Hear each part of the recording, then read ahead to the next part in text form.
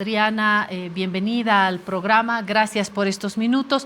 La hemos buscado porque usted conoce muy bien cuáles son las normativas dentro del ámbito legislativo y queremos conocer sus percepciones sobre esta última propuesta de poner en el campo legislativo la definición de la fecha del censo. Primero voy a probar audio con Adriana. Adriana, ¿me ve? ¿Me escucha? ¿Cómo está? ¿Está en Santa Cruz?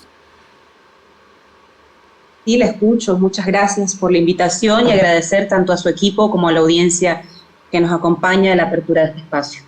Adriana Salvatierra fue presidenta del Senado el 2019, justo antes de la ruptura constitucional. Fue presidenta del Senado bajo el gobierno de Evo Morales. Decía Adriana que usted conoce muy bien la normativa y queríamos conocer su percepción sobre este planteamiento que ha hecho Carlos Mesa, jefe de Comunidad Ciudadana, un planteamiento de que la Asamblea Legislativa trate la propuesta de ley que defina la fecha del censo. Recordar a las amigas y amigos que nos ven que antes Jorge Quiroga también postuló una ley para que el censo se realice en el 2023 como ley. A nombre de su bancada presentó un proyecto, Carlos Mesa, un proyecto de ley con un solo artículo proponiendo el 25 de octubre como fecha tentativa para el proceso censal. Abro comillas, ahí tiene usted el documento. Abro comillas, el nivel central del Estado está compuesto por ambos poderes y es una acción privativa, legítima e imperativa de la Asamblea Legislativa una decisión como esta, definir una fecha del censo. Ha argumentado y dijo que confía en que los parlamentarios de la agrupación Creemos y algunos militantes del movimiento al socialismo, yo creo que calculando la crisis también apoyen esta propuesta, además de Comunidad Ciudadana, esta propuesta tras un debate que llaman esencial para encontrar una solución a los conflictos. Añadió que solo con un censo en 2023 se logrará apaciguar los conflictos en Santa Cruz y parte del país. Caso contrario, teme que se llegue a una confrontación. Adriana, usted tiene la palabra. No, primero, Claudia, creo que es importante conocer las motivaciones que llevan de trasfondo la propuesta de ambos ex vicepresidentes, y en el caso de Carlos Mesa, también presidente en alguna oportunidad. Esta búsqueda, por supuesto, que obedece fundamentalmente a la intención de trasladar esto a un escenario de conflicto nacional, que el conflicto cobre una dimensión nacional. Se ha cortado. Y el esfuerzo de los... Sí, disculpe, se me apreté el sonido. Bueno, pero esto obedece fundamentalmente a la intención de que el conflicto cobre una dimensión nacional. Este esfuerzo ya lo han realizado en realidad a través de los comités cívicos, cuando intentaron que a través de los comités cívicos se instalen huelgas de hambre, paros a nivel nacional, y también este esfuerzo en su primera oportunidad fue neutralizado en 3 escenarios desde mi perspectiva. La primera de ellas, la reunión del Consejo Nacional de Autonomías, donde 8 gobernadores coincidieron que las condiciones no estaban dadas para llevar adelante el censo en 2023 y por conflictos climáticos era difícil enfrentarlo entre finales de año y principios de 2023 y principios de 2024. Ahí se produjo un primer acuerdo de gobernadores que neutralizó la posibilidad de que el conflicto escale en una dimensión nacional. El segundo evento que impidió que esto escale a una dimensión nacional fue la reunión con los alcaldes de las ciudades capitales del país. Estos alcaldes también concluyeron, así como los gobernadores, que no estaban dadas las condiciones para enfrentar un censo en 2023. Incluso en su momento el alcalde Iván Arias y también el alcalde de Tarija estuvieron en esas reuniones y mostraron una apertura a los escenarios de diálogo. Sin embargo, hoy vemos que existe un nuevo intento por buscar que esto tenga una dimensión de carácter nacional, apelando a los instrumentos legislativos de la Asamblea. Ahora, ¿puede la Asamblea hacer una ley respecto al censo? La tradición normativa en relación a los últimos procesos censales, particularmente el año 2012, el año 2001, el año 91, si no me equivoco, hablan de que los censos no se han realizado tradicionalmente a través de legislaciones. De hecho, las únicas legislaciones comprometidas, perdón, el año 92, las únicas legislaciones comprometidas estuvieron vinculadas a la aprobación de préstamos, contratos de préstamos con entidades internacionales que permitan financiar el proceso de desarrollo de los censos. Pero tanto en el censo del 92 con Jaime Pasamora, como con Tuto Quiroga el año 2001, con Evo Morales el año 2012, todos los censos en su dimensión operativa, es decir, el establecimiento de los plazos para las actividades, fueron fijados en base a decreto. Y esto porque evidentemente la competencia privativa del nivel central del Estado, es decir, del órgano ejecutivo, es la realización de los censos conforme al artículo 298 de la Constitución Política del Estado. Entonces, resulta bastante extraño que justo ex vicepresidentes, expresidentes, promuevan esto como una posibilidad, conociendo ellos que en sus propias gestiones esto se ha administrado de forma distinta.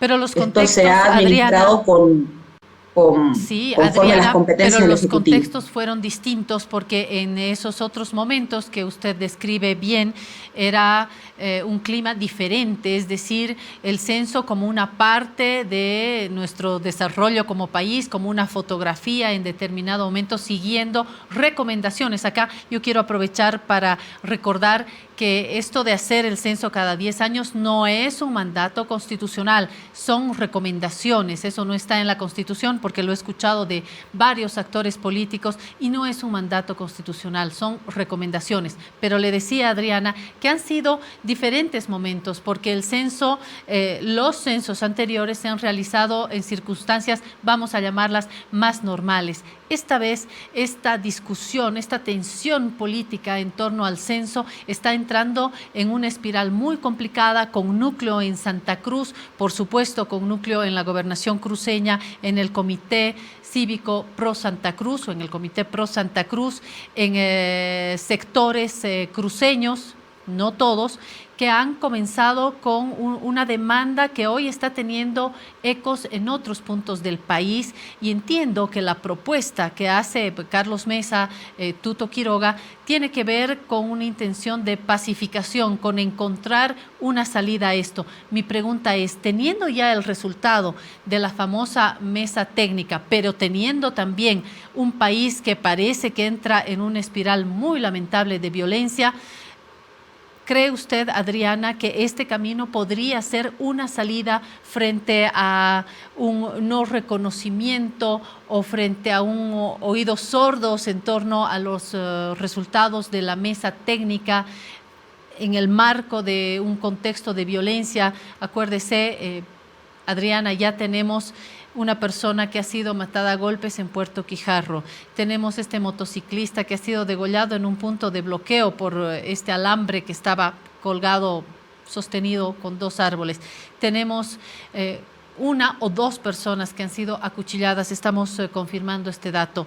Acabo de hablar con la directora de la Casa de la Mujer, confirmando una violación de una mujer. Es decir, estoy contando ya casos de violencia que no pueden sino lastimarnos y alertarnos después de todo lo sucedido. Mi pregunta es si esta no le parece que podría ser una salida de emergencia. ¿Se vale o no se vale? Bueno, yo creo que en algunas ocasiones la excepcionalidad del contexto se ha prestado para una legislación. El problema aquí de fondo sí es político en la medida en que este contexto de violencia sí favorece a algunos actores. Yo le invito, Claudia, a que haga una correlación o una línea de tiempo sobre quiénes ganan y quiénes pierden cuando la conflictividad escala. Cuando la semana pasada, entre el lunes y el martes, parecía que el paro languidecía, los acontecimientos del municipio de La Guardia reforzaron y revitalizaron la conflictividad en Santa Cruz. Y cuando el lunes nos encontrábamos con un escenario donde el rector y el presidente del comité cívico, Rómulo Calvo, decía que buscaban un diálogo sin condiciones, tras los conflictos en el municipio de La Guardia y el recrudecimiento de la violencia, ya habían condiciones y plantearon 5 condiciones. El decreto supremo que anule la fecha del censo, la liberación de los detenidos, que sea un encuentro internacional, como si antes no se hubieran gestado la presencia internacional de los actores que acompañen el seguimiento técnico y el financiamiento del censo. Es decir, la violencia no es un hecho casual. En este paro, la violencia pareciera ser un hecho organizado, que sostiene la permanencia de la medida de protesta, que es el paro en Santa Cruz, la sostiene en el tiempo, pero también revitaliza a los actores políticos. Cuando existe violencia, cuando el paro se sostiene, el señor Luis Fernando Camacho acude a cada punto de bloqueo.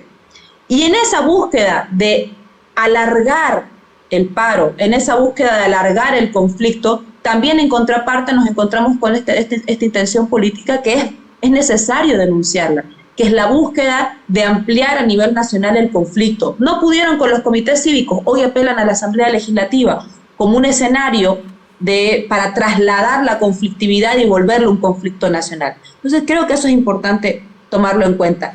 Ellos buscan un marco de excepcionalidad y ese marco de excepcionalidad precisamente es la violencia política que usted señala, para que a partir de eso se tomen decisiones contrarias a lo que hemos visto en el propio comportamiento histórico del desarrollo de los censos en nuestro país, pero también en la región, porque de 14 países en América Latina, 12 reprogramaron el censo, 4 en 2 oportunidades, entre ellos, si no me equivoco,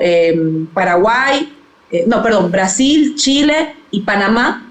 Y sin embargo, en ninguno de estos países nosotros vemos tal nivel de conflictividad porque no se ha funcionalizado esto conforme a las voluntades políticas de determinados actores. Adriana, en Twitter usted ha hecho una crítica a esta propuesta por la forma, por el contenido de esta ley. Quería preguntarle adicionalmente, ¿cuántos votos se necesitan para aprobar una ley? Es decir, ¿qué posibilidades hay de que esto pueda darse en el actual tablero legislativo?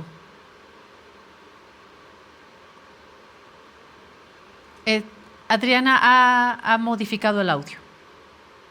Perdón. Ahora sí. Conforme normativas, la Cámara está compuesta, en la Cámara Baja de Diputados es por 130 miembros. De esos 130 miembros se requiere mayoría simple para aprobar o viabilizar cualquier proyecto de ley. La mayoría simple debe equivaler a un porcentaje más o menos entre 65 parlamentarios aproximadamente. Por reglamento en ambas cámaras todo se aprueba por mayoría simple. De todas maneras, esto quiere decir que tiene que superarse la mitad de los miembros presentes en la Cámara. Este número puede ser relativo en relación a los parlamentarios que tienen presencia en el hemiciclo. Por supuesto. Pero de todas maneras, o sea, no es, insisto, un conteo de números, porque aquí también se avisora la intención de unir o cohesionar fuerzas parlamentarias presionando a los parlamentarios de Santa Cruz. Y creo que eso no soluciona el conflicto. Hoy es el censo, mañana va a ser el empadronamiento, pasado mañana va a ser la distribución de escaños, luego va a ser una ley, un decreto. Siempre la respuesta violenta por parte de estos actores políticos busca convertir en la misma fórmula un problema sectorial o regional en un conflicto de escala nacional, promover la violencia, alargar el conflicto y promover la desestabilización política. Y eso es una fórmula con la cual permanentemente actúan e interactúan los actores políticos del país, particularmente en la oposición. Quiero preguntarle rápidamente por su análisis muy cortito sobre la reaparición de Jorge Quiroga. Se lo pregunto a quien estuvo en esas reuniones en la Universidad Católica y vio cómo Jorge Quiroga permitió la salida del avión y era una pieza clave en esos momentos de definición en las entonces fuerzas de oposición. Él dijo luego, burlándose, que nunca pensó tener que haber sido agente de viajes de Evo Morales. ¿Verlo nuevamente en el escenario político, mediático, le provoca qué, Adriana, para terminar? Nada, no me provoca nada ni a mí, ni al país que nunca vota por él en un proceso electoral al cual él se presenta. No alcanza siquiera al 3% necesario, de hecho es un estorbo para cualquier sigla política a la que él se presenta. No me despierta nada en lo personal y creo que no le despierta nada al país, que nunca lo considera una opción política electoral en los procesos.